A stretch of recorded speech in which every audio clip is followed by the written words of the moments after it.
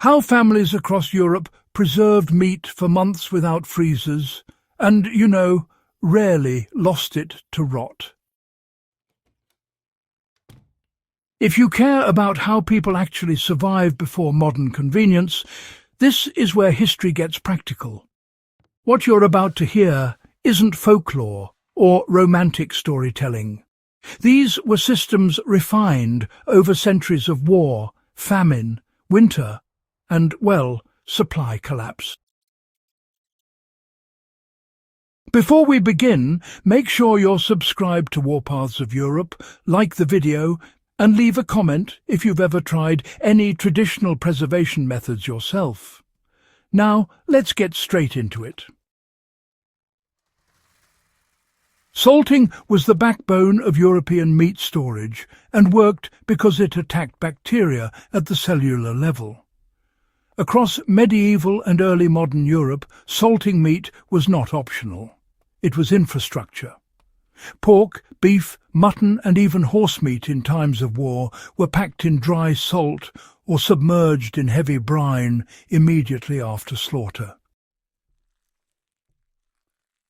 Salt pulled moisture out of the meat and out of bacterial cells through osmosis, effectively halting decay. In colder regions, families slaughtered animals in late autumn when temperatures dropped naturally, giving them more time to work the salt deeply into large cuts. Hams, shoulders and sides of pork were layered with coarse salt in wooden tubs or stone crocks, then weighted down to force liquid out. After weeks, the meat became firm, dense and hostile to microbes. This is not theoretical. You can still apply this today by curing pork belly or beef with nothing more than salt, patience and airflow. Modern refrigerators are optional when the chemistry is right. Smoking meat combined dehydration and chemical protection in one continuous process. Smoking was never about flavour first. It was about survival. European households built smokehouses or, adapted chimneys and attic rafters to hang meat above low, slow fires, fueled by hardwoods like oak beech or alder. The smoke deposited phenols and aldehydes onto the meat surface, compounds that actively inhibit bacterial and fungal growth. More importantly, the heat and airflow dried the meat gradually without cooking it.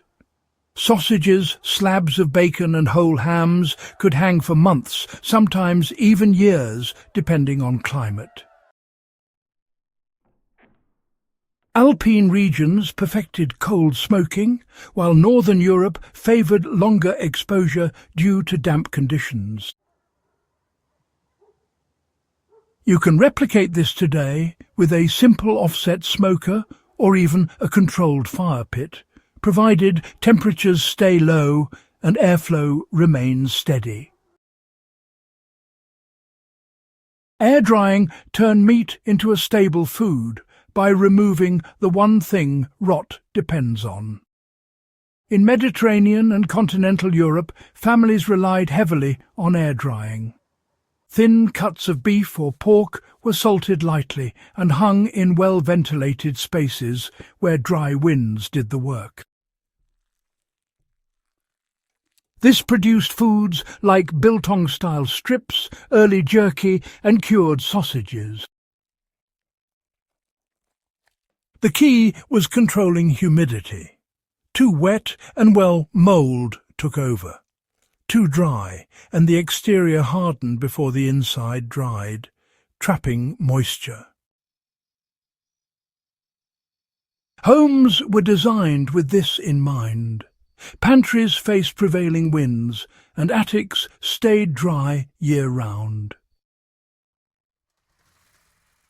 These days, you can, apply the same logic by using controlled environments like curing chambers or even just naturally dry climates, It really goes to show, once again, that refrigeration simply isn't a requirement when airflow and moisture are managed properly.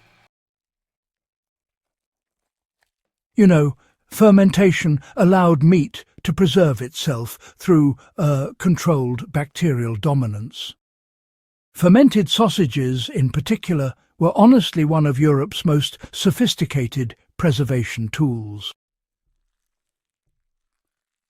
By grinding meat, mixing it with salt, and letting beneficial bacteria take over, families managed to create an acidic environment where spoilage organisms just couldn't survive. This was especially common in Central and Eastern Europe, where, well, winter temperatures could fluctuate unpredictably.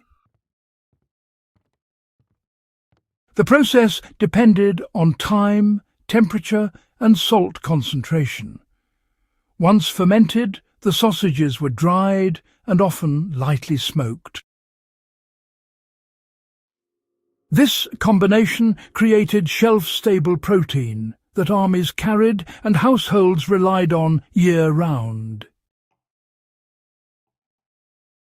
You can still practice this method today using starter cultures or traditional backslopping techniques, making it one of the most accessible historical methods for modern survivalists. Fat preservation, sealed meat away from oxygen and decay. Rendered animal fat was just as valuable as the meat itself. In France, Eastern Europe, and parts of Germany, folks would submerge cooked meat in its own fat and store it in sealed crocks. This method, known today as confit, worked because fat blocked oxygen, moisture, and bacteria from reaching the meat. Stored in cool cellars, confit could last for months without spoiling. This technique is still viable today for anyone with access to animal fat and a cool storage space. It requires no electricity, no chemicals, and no modern equipment. Understanding how European families preserve meat without freezers isn't nostalgia, it's resilience. These methods sustained armies, villages, and entire civilizations through war, winter, and collapse. They remain relevant because they are based on biology, not technology. If you found this useful, subscribe to Warpaths of Europe for more serious historical analysis. Share this video with someone who values practical history and leave a comment with the method you'd like to see covered next.